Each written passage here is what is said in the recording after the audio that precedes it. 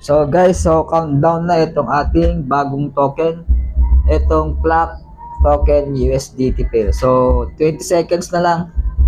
18, 17, 16, 15, 13, 12, 11, 10, 9, 8, 7, 6, 5, 4, 3, 2, 1. Yan. So kailangan meron kang punta sa asset. So dito kailangan meron kang USDT. Okay, kailangan mo ng USDT para makapag-stake ka sa launch pool. Ayan. So balik tayo sa home. So dito sa my launch pool, click mo lang yan, launch pool. Okay. Ayan. So ito yung ating bagong token, stake and earn tokens for free. So meron siyang tatlo, Flock, MNT, and USDT. Okay, so naka-USDT tayo. So click natin tong stake. Ayan, so minimum dito is $100, ang maximum is $2,000.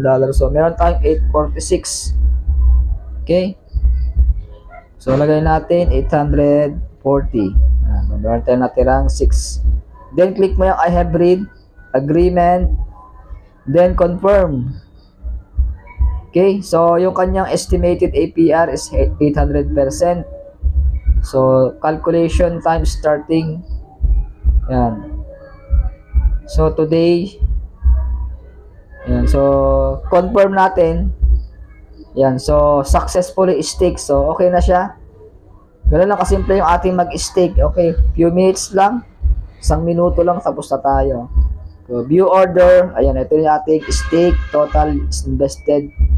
Ayan. So, ganyan kaganda yung ating staking. Okay? Anytime pwede mo i-unstake yan, babalik yan sa spot mo. Ayan. Okay? So, ganyan lang kadala yung ating stake. Okay, subscribe my channel, JonathanBit TV para ma-update sa next video. Okay? Happy New Year. God bless day.